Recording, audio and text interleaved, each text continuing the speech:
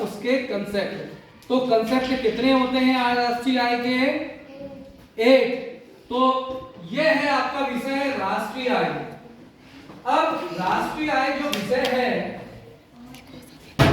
National income, क्या बोलते हैं? National income. ये आपके लिए जो विषय है, अमूमन मार्शल की भी परिभाषा है, पीकू की भी परिभाषा है, जो बताएगी कि व्हाट इज नेशनल इनकम, राष्ट्रीय आय क्या है।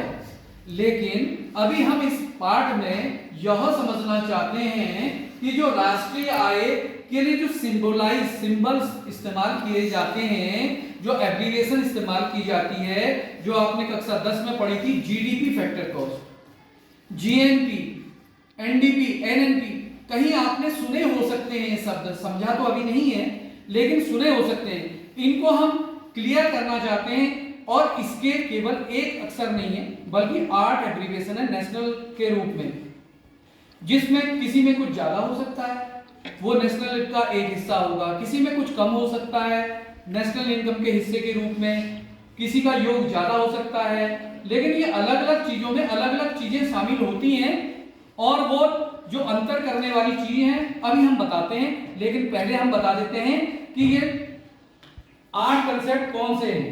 तो हम राष्ट्रीय आय के 8 कंसेप्ट लिखना चाहते हैं। सबसे पहले आपको बेसिक समझना पड़ेगा जीडीपी फैक्टर कॉस्ट। क्या शब्द है? GDP factor cost. ये हमारी सीढ़ी है इस वाली चीज में। जब हमको परिभाषित यानी कि मीनिंग बतानी है तब ये बेसिक चीज है, और जब हम अगली चीज पढ़ेंगे तो उसमें हम बताएंगे कि क्या महत्वपूर्ण है। अभी परिभाषा देते समय शुरुआत की सीढ़ी जो है वो है जीडीपी फैक्टर कॉस्ट। दूसरी तरफ जाए तो होगा जीडीपी मार्केट प्राइस, और फिर यहां पे है जीएनपी फैक्टर कॉस्ट, फिर यहां है GNP market price, NDP factor cost, NDP market price, NNP factor cost, NNP market price. देखिए बच्चों, ये आपके 8 कंसेप्ट हैं, इसको समझिए ध्यान से। यहां देखिए आप लगातार। अब देखिए ये हमारी शुरुआती सीढ़ी है। हम परिभाषा जब इसको अर्थ इसका बताते हैं, मीनिंग जब बताते हैं, तो सबसे पहला दिमाग हमारा इसमें होना चाहिए। इसकी मीनिंग आ गई तो सबकी समझ में आ जाएगी।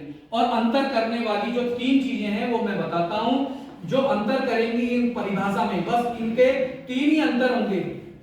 ये जोड़े के रूप में लिखा जाता है, एडिशन होता है अप्रत्यक्ष कर का, और माइनस होती है, ये जोड़ा है, एक साथ ही लिखना पड़ता है इसे। ये फर्स्ट पॉइंट है, अप्रत्यक्ष कर जुड़ेगा और आर्थिक सहायता घटेगी। तो ये आपके लिए जो कंसेप्ट है ये हो गया आपका कि पहला पॉइंट। ये किसी भी परिभाषा में अंतर लाने का।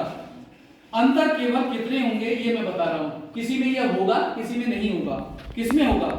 जिनमें भी एमपी लिखा होगा उनकी परिभाषा करने में हम इसको इस्तेमाल करेंगे और जरूर बोलेंगे अप्रत्यक्ष कर जुड़ेगा, आर्थिक सहायता घटेगी। परिभाषा में जिनमें भी एमपी पीछे से लिखा है उसमें ये शामिल होगा। इसकी परिभाषा में बिल्कुल भी इस्तेमाल नहीं करेंगे आप इनका। अभी हम सवाल नहीं निकाल रहे, केवल परिभाषा आपको बता रहे हैं। तो परिभाषा बताते समय इनकी परिभाषा में इनका इस्तेमाल नहीं होगा, क्योंकि हमारा बेस ये है। और दूसरा अंतर करने का आधार है मूल्यह्रास। कौन है? डेप्रिसिएशन कहते हैं। क्या कहते हैं? और इसको कहते हैं इनडायरेक्ट टैक्स। इनडायरेक्ट टैक्स आजकल किस नाम से जाना जाता है? जीएसटी के नाम से। किसके नाम से? जीएसटी। तो ये जीएसटी है और ये सब्सिडी होती है, इकोनॉमिक सब्सिडी दी जाती है। बड़े बड़े जो फैक्ट्री मालिक ओनर होते हैं उन्हें सब्सिडी दी जाती है कि भाई हम आपको जमीन सस्ती देंगे, बिजली पानी सस्ता देंगे। अगर ऐसा किसी को मिल रहा है तो वो डिडक्ट किया जाता है नेशनल इनकम से। और अप्रत्यक्ष कर जो भी जीएसटी लगती है वो जोड़ लेते हैं उसमें नेशनल इनकम में। तो इससे एक अंतर ये है। दूसरा है मूल्यह्रास, डेप्रिसिएशन। क्या है? इसको घिसावट व्यय भी कहते हैं। डेप्रिसिएशन हम कोई चीज लगातार इस्तेमाल करते हैं तो उसमें कुछ घिसावट आएगी। मशीन है, हमने फैक्ट्री में मशीन लगाई, मशीन में घिसावट आएगी, कहीं जंग लगेगा, कहीं कोई टूल टूट सकता है, कोई चीज दिक्कत आ सकती है, उसमें खर्चा होगा, वही मूल्यह्रास है। तीसरी चीज जो है वो है मूल्यह्रास के बाद विदेशों से आय। क्या? विदेशों से प्राप्त आय। क्या? और ये क्या होती है? प्राप्त आय निर्यात माइनस आयात। इसको क्या समझते हैं हम? निर्यात माइनस आयात, ये मतलब होता है। अगर हम चिन्ह तो प्लस का लगाएंगे, लेकिन अगर आयात ज्यादा होगा और निर्यात कम होगा तो यह निशान ऐसे लगेगा, प्लस और कोष्टक में माइनस जो भी रुपया है, ठीक है, माइनस 100 रुपया, 100 करोड़ रुपया, प्लस बाहर से आएगा और अंदर माइनस, ठीक है। अगर निर्यात ज्यादा है यानी कि देश को पैसा ज्यादा मिला और खर्च कम किया तो ये प्लस ही में रहेगा। क्या रहेगा? फिर प्लस में रहेगा ये, बस, फिर माइनस नहीं होगा, फिर प्लस होगा सवाल में, ठीक है। अगर घाटा हो रहा है, हम आयात ज्यादा कर रहे हैं, लोगों से मंगा रहे हैं, ला भाई हमको दाल दे दो, दवाई दे दो, टेक्निक दे दो, हम ले जा रहे हैं तो पैसा देना पड़ेगा उनको, और बेचेंगे ज्यादा, चाय पत्ती, गन्ना, चीनी, सूती कपड़ा और माइका, ये सब चीजें बेचेंगे तो पैसा आएगा। अगर निर्यात ज्यादा है, भारत में कब, मैंने बताया, एक 1977 वर्ष था जब निर्यात ज्यादा था और आयात कम था, और हम इसको प्लस के रूप में इस्तेमाल करते थे। और वैसे कभी नहीं आया कि जब भारत का निर्यात ज्यादा रहा हो और आयात कम, तो हर समय किस में जाता है? ये माइनस में ही चिन्ह लगाना पड़ता है इसका, है ना। तो क्योंकि निर्यात ज्यादा कभी हुआ ही नहीं 77 के अलावा, 1977 के अलावा, और समय हर समय भारत आयात ही ज्यादा करता है, निर्यात कम करता है, तो ये माइनस में ही आता है ना अधिकतर। लेकिन सवाल देने वाला निर्यात ज्यादा दिखाए, आयात कम दिखाए, तो ये प्लस में हम जोड़ेंगे। तो तीन चीजें हैं जिनके आधार पर परिभाषा के बारे में बता रहा हूं। तो डेफिनेशन देने के लिए बेस क्या चीज है? GDP factor cost. अब हम देखते हैं जिसमें भी एमपी है उसमें ये चीज जरूर शामिल होगी। देख लो, एमपी जिसके पीछे लिखा है, जिसमें अपरस कर जोड़ेंगे, आर्थिक सहायता घटाएंगे, सीधे बोलोगे आप परिभाषा में। जिसमें भी शुरू में जी लगा है उसमें मूल्यह्रास नहीं आएगा। जिसमें भी शुरू में एन लगा है यानी कि नेट है, शुद्ध है, उसमें ये शामिल होगा परिभाषा में मूल्यह्रास, ठीक है। हाँ, ये परिभाषा में मूल्यह्रास को शामिल करेंगे जिसमें शुरू में एन लगा है यानी कि नेट है वो। ग्रॉस, ये क्या है? ग्रॉस है। ये क्या है? ये क्या है? नेट। देखिए, मैं एक उदाहरण जो आपको देना चाहता हूं, मान लिया जाए एक गाड़ी का ओनर है। कौन है? ओनर। गाड़ी का ओनर है और उसको 25,000 प्रति माह मिलते हैं। एक महीने में वो 25,000 कमाता है। कितने कमाता है? 25,000 कमाता है, लेकिन उसका डेप्रिसिएशन यानी कि गाड़ी की मेंटेनेंस करने में, गाड़ी का टायर बनाने में, गाड़ी की धुलाई करने में अगर 5,000 लग जाते हैं महीने में, वो क्या कहलाएगा? उसका मूल्यह्रास, घिसावट है, डेप्रिसिएशन। तो फिर ये जी की बजाय वो क्या हो जाएगा? ग्रॉस नहीं होगी। 25,000 में से 5,000 घट गए और नेट इनकम कितनी बन गई? 20,000। तो नेट जो भी होगी उसमें डेप्रिसिएशन घटा हुआ मिलेगा, नेट कम होगा क्योंकि उसमें घिसावट, भैया मुझे इस्तेमाल करने के लिए तो मिल नहीं रहा, मुझे आवश्यक रूप से गाड़ी की मेंटेनेंस में ही लगाना पड़ रहा है वो पैसा, तो वो हमारे इस्तेमाल में नहीं आ रहा। तो ये क्या होगा? शुद्ध में मूल्यह्रास घटा हुआ होता है इनकम में, है ना। तीसरी चीज विदेशों से प्राप्त है। क्या है? ये किसके अंतर से आप परिभाषा में शामिल करेंगे या नहीं करेंगे? आप देखेंगे कि भाई ये डोमेस्टिक यानी कि घरेलू, डोमेस्टिक या घरेलू लिखा हुआ है तो आप उसमें विदेशों से प्राप्त आय नहीं जोड़ेंगे। अगर आप देखते हैं बीच में किसी भी परिभाषा में एन लिखा है, इसमें लिखा है, इसमें लिखा है, इनमें ये लिखा है, एनएमसी में यहां भी लिखा है, इनमें विदेशों से आय जुड़ेगी। उसका अर्थ है, इनका अर्थ है डोमेस्टिक, घरेलू की सीमा के अंतर्गत। नेशनल का मतलब है घरेलू के अलावा विदेशों से आयात निर्यात किया जाना, तो उससे विदेशों से प्राप्त आय शामिल होगी उसमें। जिसमें भी बीच में एन आया है उसमें विदेशों से प्राप्त आय जोड़ेंगे। तो हमारी 8 परिभाषाएं अलग अलग बनेगी। तो इसको हम उदाहरण से समझाते हैं। अब सबसे पहले हम लेंगे जीडीपी फैक्टर कॉस्ट की परिभाषा। किसकी परिभाषा लेंगे बच्चे बताइए? GDP factor cost. ये हमारा बेस है। एक देश की भौगोलिक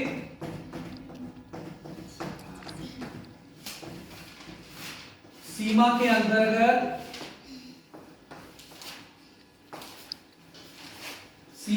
अंतर्गत जितनी भी वस्तुओं एवं सेवाओं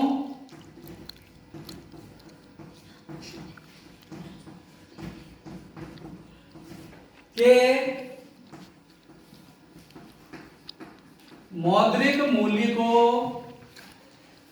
मौद्रिक मूल्य को जीडीपी फैक्टर कॉस्ट कहते हैं। अब देखिए बच्चों, इसका फुल फॉर्म इधर देख, इसका मीनिंग इसको हम कैसे लिखेंगे, इंग्लिश कैसे होगी इसकी? ग्रॉस डोमेस्टिक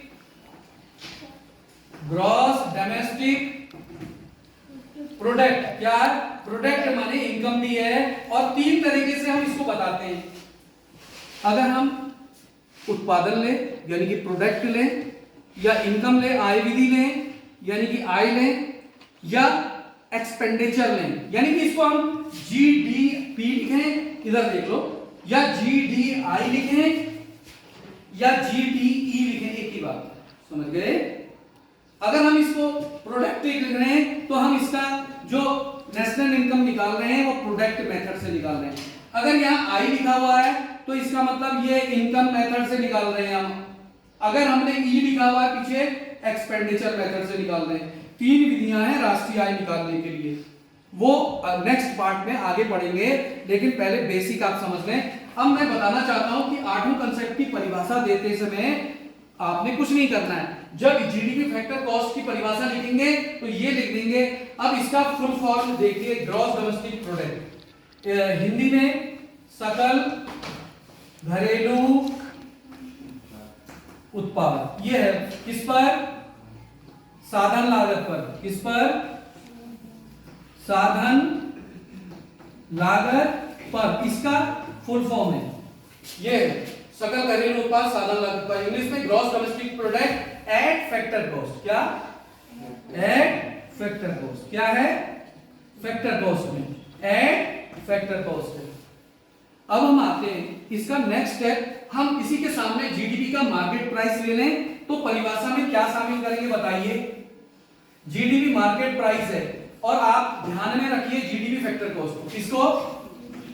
परिभाषा देते समय जीडीपी फैक्टर कॉस्ट को याद रखें। अब हमने मार्केट प्राइस की परिभाषा लिखनी है ना, हम फैक्टर कॉस्ट की बता चुके हैं, ये जो लिखी थी ये फैक्टर कॉस्ट की थी। अब हम मार्केट प्राइस की बताना चाहते हैं, जीडीपी मार्केट प्राइस की, तो अंतर क्या आएगा? ये फैक्टर कॉस्ट में था, ये अंतर है। ये जी कॉमन है, डी कॉमन है, पी कॉमन है, और फैक्टर कॉस्ट और एमपी की परिभाषा लिख रहे हैं। इसका बेस मान के इसमें अंतर क्या है? एमपी। तो हम क्या जोड़ देंगे इसमें, आप बताइए जोर से? अप्रत्यक्ष कर जोड़ेंगे, आर्थिक सहायता घटाएंगे। तो बस यहाँ पे आप चेंज कर लीजिए, बाकी ये सब वही रहेगा, मूल्य में कर देंगे। अब क्या कर देंगे परिभाषा में? मूल्य में प्लस अप्रत्यक्ष कर जोड़ेंगे और आर्थिक सहायता घटाएंगे।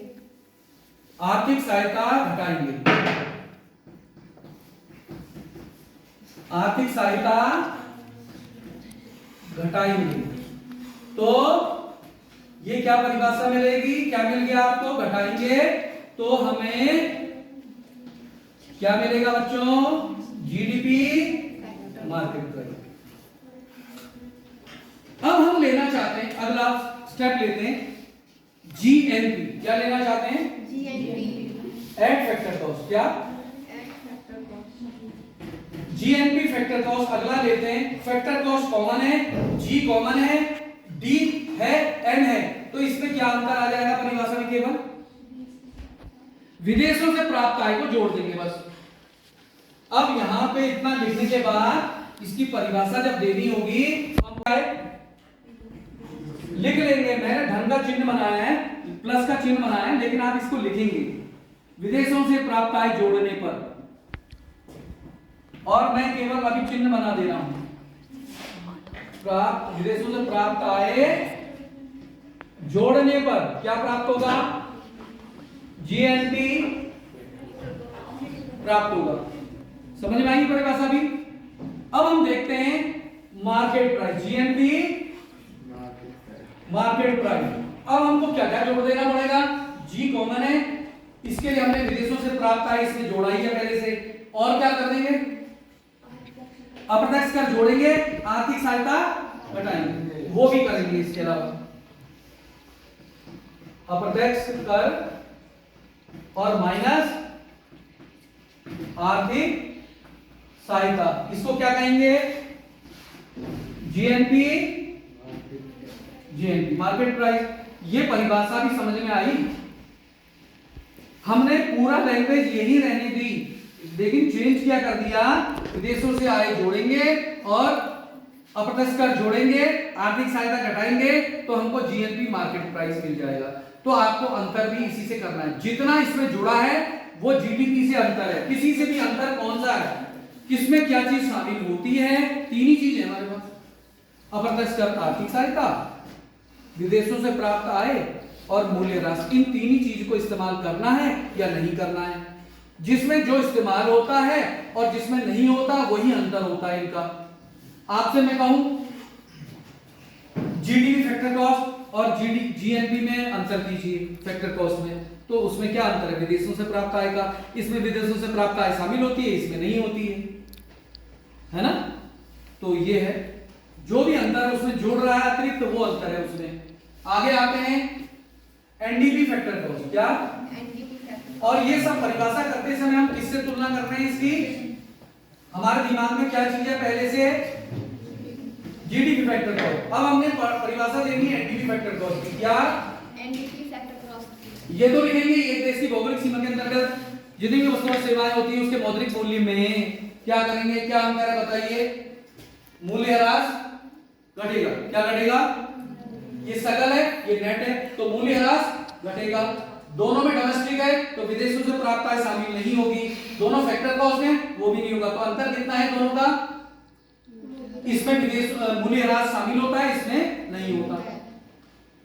यही अंतर है, यही अंतर करेंगे इनमें और परिभाषा इसकी हो जाएगी। अब ये शामिल नहीं होगा विदेशों से, केवल क्या आएगा? एनडीपी फैक्टर कॉस्ट में क्या आएगा? मूल्य में मूल्य ह्रास घटाने पर क्या करेंगे? मूल्य ह्रास घटाएंगे, मूल्य ह्रास। तो क्या मिल जाएगा? एनडीपी फैक्टर कॉस्ट कहते हैं, कहेंगे। अब आपको अगला चाहिए मार्केट प्राइस। इसमें क्या क्या अंतर है फैक्टर कॉस्ट से? अप्रत्यक्ष कर जुड़ेगा, आर्थिक सहायता जुड़ेगी। एक तो यह है मूल्य ह्रास को लिखे रहने देंगे, लेकिन इसमें जुड़ेगा अप्रत्यक्ष कर। क्या जुड़ेगा? और घटेगी आर्थिक सहायता। तीनों चीज शामिल हो रही है, तीनों चीज शामिल हो रही है। विदेशों से प्राप्त आय शामिल नहीं हो रहा इसमें। क्या नहीं हो रहा शामिल? विदेशों से प्राप्त आय, हाँ वो शामिल नहीं हो रहा इसमें। ये दो चीजें लिखो, मूल्य ह्रास घटेगा, अप्रत्यक्ष जुड़ेगा और आर्थिक सहायता घटेगी, तो इसको हम क्या कहेंगे? NDP market. क्या कहेंगे? ये बात। अब आते हैं परिभाषा नेक्स्ट। कौन सा बचा है? 4 हो गई है, 6 हो गई है, 6 हो गई। अब आए लास्ट में एनएनपी, असली राष्ट्रीय आय। यही है असली राष्ट्रीय आय, जो कहते हैं कि भाई असली राष्ट्रीय आय का क्या द्योतक है, कौन सा एब्रिविएशन है, तो क्या है? NNP factor cost. ठीक है। और नए जो हमारा नई जो नीति आयोग है उसमें अभी फैक्टर कॉस्ट की चीजों का इस्तेमाल नहीं हो रहा। वे बोल रहे हैं राष्ट्रीय आय निकालने के लिए मार्केट प्राइस का ही इस्तेमाल करो। किसका करो? उसी के आधार पर राष्ट्रीय आय का आंकलन करो। वही इस्तेमाल में लाओ, उसी के इंडिकेटर इस्तेमाल में लाओ।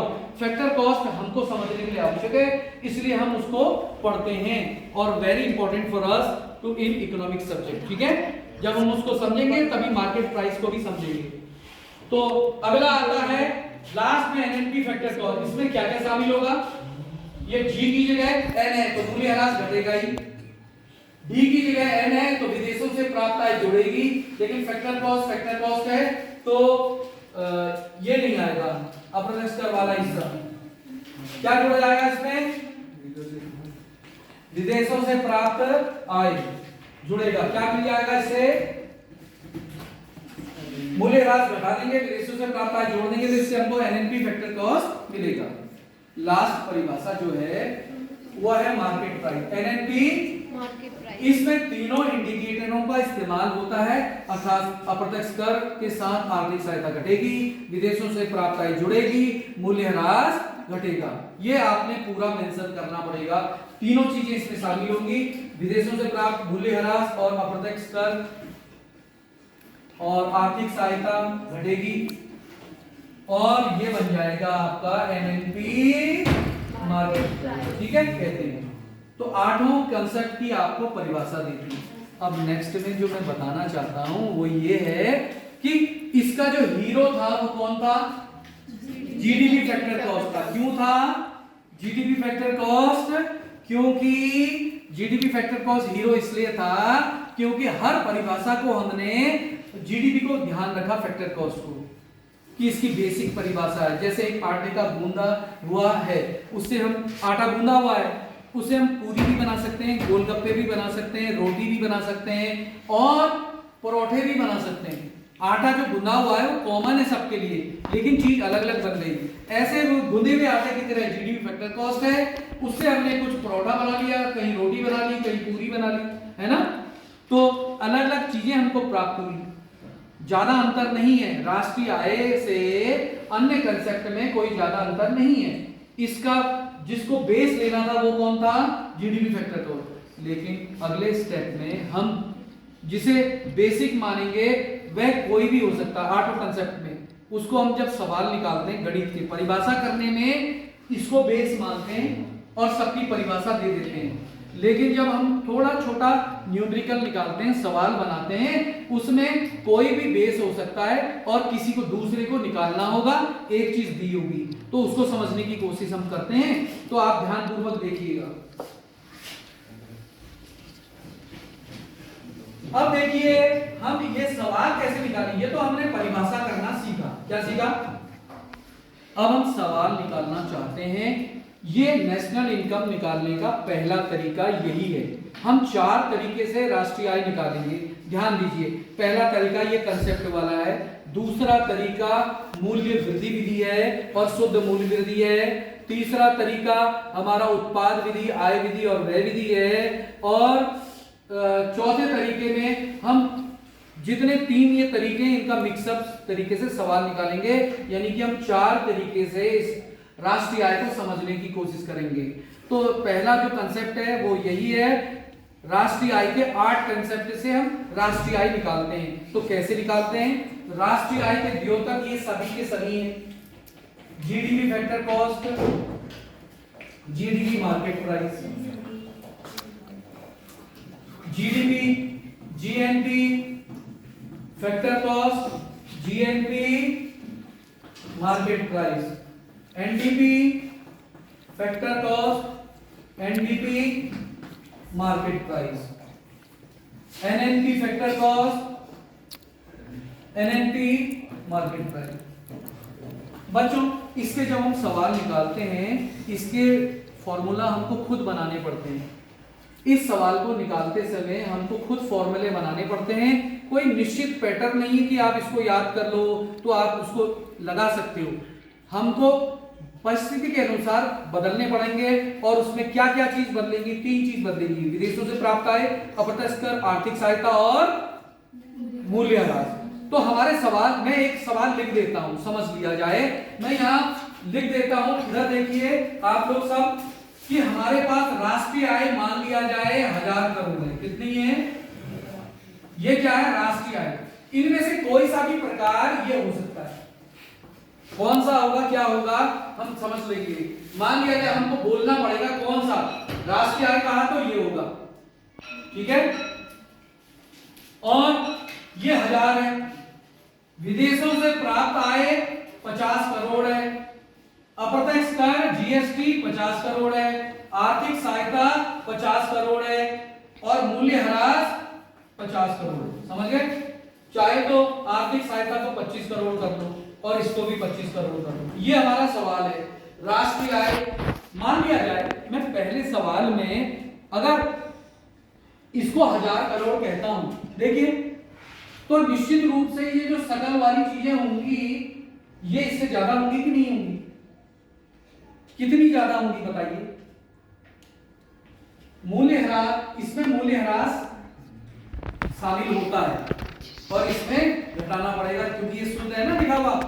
मान लिया जाए ये दिया हुआ है, ये कितना दिया हुआ है राष्ट्रीय आय, एनएनपी फैक्टर कॉस्ट कितना दिया हुआ है, एनएनपी फैक्टर कॉस्ट कितना दिया हुआ बताइए, है 1000 करोड़। कितना दिया है? 1000 करोड़। अब जो दिया हुआ है कभी भी वो यहां नहीं आएगा सवाल में सूत्र के रूप में, वो हमको आगे लिखना पड़ेगा इक्वल टू के आगे। देख लिए, लेट सपोज इधर देखो, हमको ये निकालना है, इसका असली हीरो कौन बना, ये और ये। जो दिया हुआ है राष्ट्रीय आय का फॉर्म और जो निकालना है वो हमारे असली हीरो हैं। जब परिभाषा कर रहे थे उसका मेन हीरो यही था, इसी से हम और परिभाषा करने में हमको आसानी मिल रही थी। लेकिन अब हम सवाल निकाल रहे हैं तो इसमें जो चीज दी हो, राष्ट्रीय आय, एनएनपी फैक्टर कॉस्ट दिया हुआ है 1000 करोड़ और ये निकालना है मान लिया जाए, तो जो चीज निकालनी है वो कहां आती है, ऐसे आएगी, GNP market price is equal to NNP factor cost. क्या? एनएनपी। अब इसमें क्या जुड़ेगा और क्या घटेगा? देखिए यहां देखो, इसमें क्या अंतर है, ये दिया हुआ है, ये दिया हुआ है एनएनपी फैक्टर कॉस्ट, इसमें शुरू में अंतर है, ये एन है, ये जी है। हमको कहां से कहां जाना है, यहां से वहां जाना है, यानी कि हम ग्रॉस से नेशनल में नहीं आ रहे बल्कि नेशनल से, तो हमको मूल्यह्रास क्या करना पड़ेगा, घटाने की बजाय जोड़ना पड़ेगा। तो एनएनपी फैक्टर कॉस्ट में मूल्यह्रास जुड़ेगा। ये सूत्र हमको हर बार अपने आप ही बनाना पड़ेगा और ये आप समझ गए तो हर सवाल कर सकते हैं। ये वाले के तरीके 4 विधियों से हमको सवाल निकालने हैं। ये वाली विधि आपको आसानी से समझ में आ जाएगी तब जबकि आप ये चीज समझ जाएंगे। अब और क्या है, एन और ये एन कॉमन है, ये फैक्टर कॉस्ट है, ये मार्केट प्राइस है। अब हमको क्या करना है, फैक्टर कॉस्ट से ही मार्केट प्राइस में जाना है। तो क्या होगा, अप्रत्यक्ष कर जुड़ेगा, आर्थिक सहायता, तो सवाल अप्रत्यक्ष कर यानी कि जीएसटी जुड़ रहा है और आर्थिक सहायता घट रही है, आर्थिक सहायता घट रही है, ये सवाल हो गया। तो सूत्र हमने बना दिया, जो चीज निकालनी है ये निकालना था जीएनपी मार्केट प्राइस, ये यहां लिख लिया, दिया हुआ था एनएनपी फैक्टर कॉस्ट, यहां लिख लिया।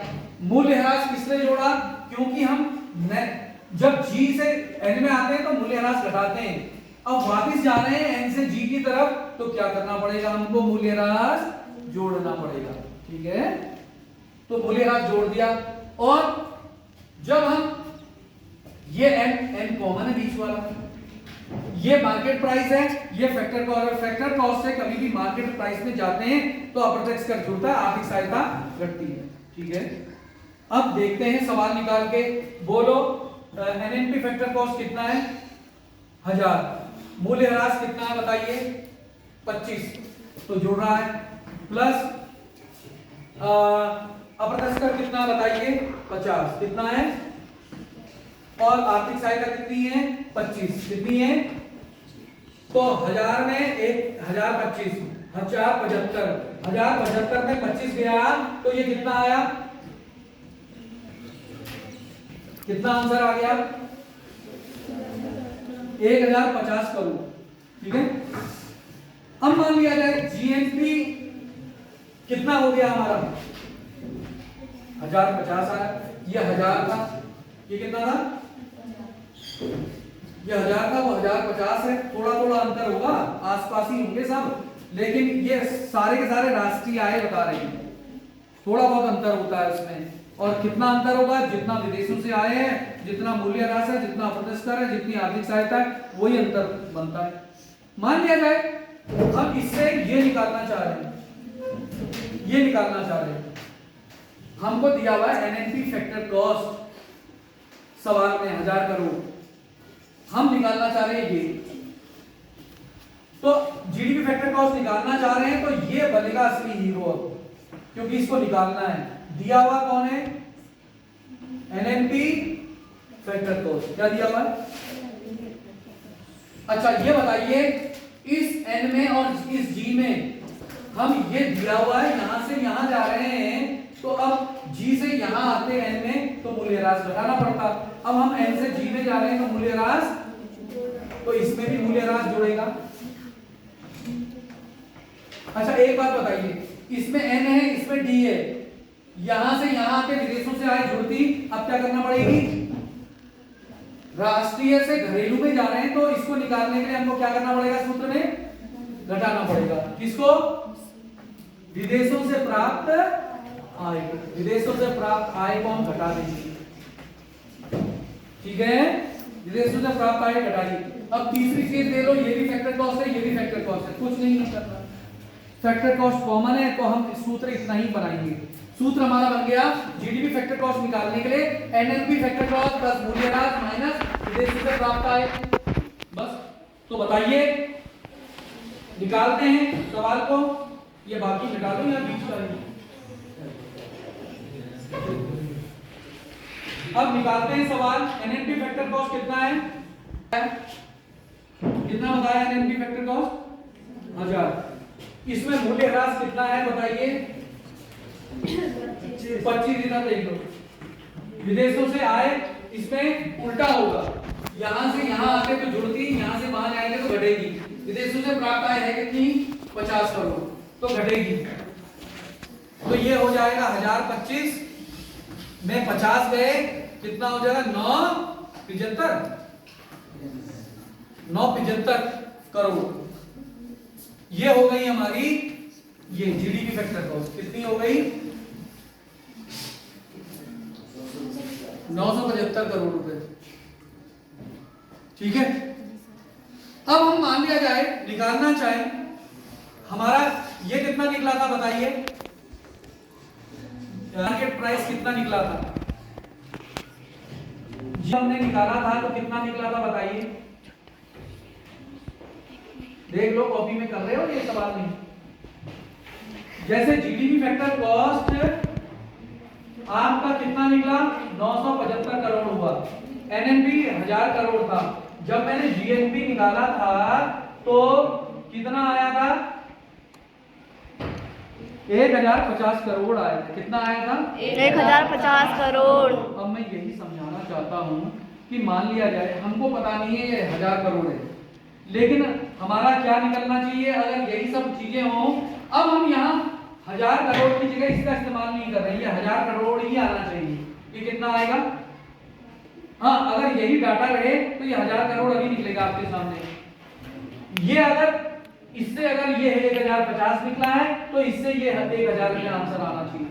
अब सूत्र ये दिया हुआ है, क्या दिया हुआ और ये नहीं दिया हुआ, और बाकी चीजें दी हुई हैं ये, और ये नहीं दिया, हमको एनएनपी फैक्टर कॉस्ट निकालना है, तो जो चीज निकालनी है वो कहां रखेंगे, इजिकल टू के पहले, जो चीज दी हुई है वो अब हम कहां रखेंगे, इजिकल टू के बाद में। अब मुझे बताइए, आपने इधर देखो, यहां से यहां आना है, इसमें g और इसका अंतर है, वो g है ये n है, तो क्या क्या करेंगे हम, मूल्य ह्रास, क्या घटेगा, मूल्य ह्रास घटेगा, और बीच का इसका भी n है, इसका भी n है, कोई अंतर नहीं है, लेकिन ये MP है, ये फैक्टर कॉस्ट है। अब हमको MP से फैक्टर कॉस्ट से मार्केट प्राइस में जाने में तो अप्रत्यक्ष कर जुड़ता, आर्थिक सहायता घटती है, लेकिन हम उल्टा आ रहे हैं, अब एमपी से फैक्टर कॉस्ट में आ रहे हैं, तो अब उल्टा हो जाएगा, क्या हो जाएगा, माइनस होगा अपोटेक्स कर और प्लस होगी, और आंसर क्या आना चाहिए बताइए अनुमान से, 1000 करोड़ आना चाहिए। चलो निकालते हैं। जीएनपी है 1050, मूल्य ह्रास कितना है बताइए 50, अप्रत्यक्ष कर कितना है बताइए, मूल्य ह्रास कितना है 25, मूल्य ह्रास जो है 25 है। अप्रत्यक्ष कर कितना है, अप्रत्यक्ष कर कितना है 50, कितना है 50, और आर्थिक सहायता कितनी है बताइए 25।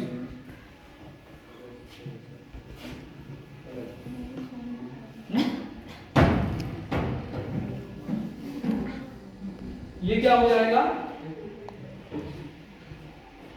क्या है ये आर्थिक सहायता, अप्रत्यक्ष कर क्या हो रहा है, उल्टा हो रहा है ना, इसमें माइनस हो रहा है, आर्थिक सहायता प्लस, माइनस की बजाय क्या होगी प्लस, तो ये क्या चिन्ह हो जाएगा प्लस। अब देखो ये भी घटाओ, 1025 हो गया, ये घटाओ 975 हो गया, 975 में 25 जोड़ो कितना हो गया, यानी कि कहने का मतलब अगर आप एक चीज को निकाल लेते हैं और वो निकल गई, फिर उससे आप वापस उसको भी निकाल सकते हैं, दूसरी चीजों को भी निकाल सकते हैं। 8 कंसेप्ट में आपको एक राष्ट्रीय आय कोई सी भी कंसेप्ट वाली पता हो तो, और इंडिकेटर दिए हो, मूल्य ह्रास, अप्रत्यक्ष सहायता, आर्थिक सहायता, इसी के साथ लिखा हो उपहार, माने क्वेश्चन में दे दिया आपके सूत्र में उपहार का ही इस्तेमाल हुआ है, और आपके सूत्र में, इस वाले सूत्र में कहीं और कोई चीज इस्तेमाल हुई है नहीं हुई। अगर वो क्वेश्चन में दी भी हुई है तो आप उसको इस्तेमाल नहीं करेंगे। तुमको नमकीन परोठे बनाने हैं और चीनी तुम्हारे पास पड़ी हुई है, तो नमकीन परोठे बनाने के लिए चीनी इस्तेमाल करोगे, है भी तो इस्तेमाल करोगे। ऐसे ही इस क्वेश्चन में आपको अगर मान लिया जाए अन्य कोई भी चीज दे दी हो, उससे आपको मतलब नहीं है, सवाल जितने से निकलता है उसी को इस्तेमाल करना है। सवाल में वो कुछ और अतिरिक्त भी दे देते हैं तो आप उसको इस्तेमाल नहीं करेंगे, वो तो खाली आपको डाइवर्ट करने के लिए दी जाती हैं अतिरिक्त चीजें। 3 ही चीज इस्तेमाल हो रही है ना इस सूत्र में। हाँ, आगे के सवालों में जिसमें मिक्सअप क्वेश्चन आते हैं उसका पूछने का तरीका भी कुछ और होता है ना। अगर आपको जीडीपी इन चीजों से निकालना है और यही चीज दी हुई है और यही निकालना है तो कभी भी आपको अन्य चीजों से कोई मतलब नहीं है, उपहार से और मध्यवर्ती से, अंतिम उपभोग से, शुद्ध से, इससे कोई मतलब नहीं है। अगर दिया भी हुआ है तो व्यापार कर से और चीजों से मतलब नहीं है। जब चीज ही तुमको इतनी दी है, अगर नमकीन परोठे बनाने हैं तो चीनी पड़ी भी हुई है आपके पास, तो क्या करोगे, इस्तेमाल नहीं करोगे। ऐसे घी के बनाने हैं तो तेल पड़ा हुआ है तो तेल का इस्तेमाल नहीं करना है तो नहीं करना है। ऐसे सवाल में जिसकी जरूरत है उसका ही इस्तेमाल करके सवाल निकाले जाएं। अब मान लिया जाए हम एक और चीज निकाल के देख लेते हैं, तो बताओ कि किसको निकालें। 8 कंसेप्ट में 8 चीजें, किसको निकालें आप और किसको दिया हुआ मान लें। 3 चीज हम निकाल चुके हैं, ये 975 है, ये 1050 है, ये 1000 है, और अब बताइए इसको निकाल लें, इसे निकालें और किसको दिया हुआ मान लें, इसको निकालें। देखो इसे निकाल लें जबकि ये दिया हुआ हो है, या ये दिया हुआ है इसको निकाला हुआ मान लें, क्या करें बताइए। इसको दिया हुआ मान लेते हैं और इसको निकालते हैं, क्या 1050 आएगा, देखते हैं, कोशिश करें। तो हमारा सूत्र क्या बनेगा, सबसे पहले उस पर आते हैं। जो चीज दी हुई है उसको हम यहां लिखते हैं, जो चीज निकालनी है उसको हम यहां लिखेंगे। समझ में आई बात। जो चीज दी हुई है यानी कि 975 आपको दिया हुआ सवाल में कि जीडीपी फैक्टर कॉस्ट आपका 975 करोड़ है और आप जीएनपी मार्केट प्राइस ज्ञात करें, जबकि अप्रत्यक्ष कर 50 है, आर्थिक सहायता 25 है, मूल्यह्रास 25 है, विदेशों से प्राप्त आय 50 है। तो इसके द्वारा आप क्या निकालें? जीएनपी मार्केट प्राइस निकालें। देखो क्या करते हैं। अब सूत्र है, ये फैक्टर, ये जी है, इस पे भी जी है, तो हम मूल्यह्रास का इस्तेमाल नहीं करेंगे सूत्र में, है ना। ये बी है, ये एन है, तो हम जोड़ देंगे विदेशों से प्राप्त है। क्या जोड़ देंगे?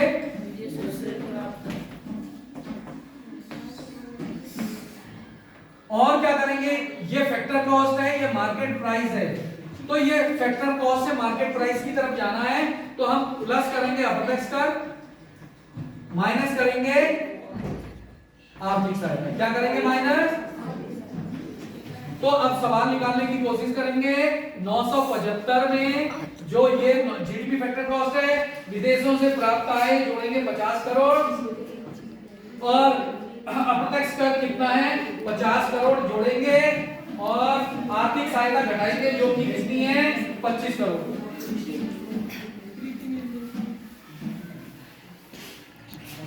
है ना। अब बताइए 975 में 50 जोड़े और प्लस 50 जोड़े और 25 माइनस किया, तो बताइए 975 में 50 जोड़ के 100 जोड़ लो, 1075। 1075 में 25 घटाई कितना आया? 1050 करोड़। समझ रहे हैं आप बात? देखिए आपको पता था 1050 है, लेकिन इस सवाल में मैंने एज्यूम कर लिया कि ये हमको निकालना है, जबकि ये दिया हुआ है। ऐसे ही आपको ये दिया होगा, जब आप इसको निकालेंगे तो कितना आएगा? 975 करोड़ ही आएगा। चाहे आप इससे निकालें, किसी से भी निकालें, तो इनका बिल्कुल आंसर आपका क्या आएगा? परफेक्टली आएगा। तो इस तरह से मैंने आपको बताने की कोशिश की राष्ट्रीय आय को ज्ञात करना, जबकि आपके पास 8 कंसेप्ट है। सबसे पहले हमने परिभाषा देखी, जिसमें कि जीडीपी फैक्टर कॉस्ट 0 था, उसी के आधार पर हम अन्य चीजों की परिभाषा निकाल पा रहे थे। लेकिन यहाँ पे जो असली हीरो थे वो कौन है? जिस चीज को निकालना है और जिस चीज को दिया हुआ है। जो चीज दी हुई है रुपए में वो यहाँ आएगी, जो चीज निकालनी है वो यहाँ आएगी। इसके साथ क्या प्लस माइनस होगा? वो 3 चीजें निश्चित हैं, या तो उन तीनों में से जो भी आना है उसी में से आएगा। अप्रत्यक्ष कर प्लस आर्थिक सहायता माइनस विदेशों से प्राप्त आय और मूल्यह्रास, इन्हीं चीजों का ही इस्तेमाल करना है। इससे जब हम राष्ट्रीय आय निकालते हैं, और इसको कहते हैं एक कंसेप्ट ऑफ नेशनल इनकम, और इससे हमने परिभाषा और सवाल निकालना सीखा। धन्यवाद, थैंक यू।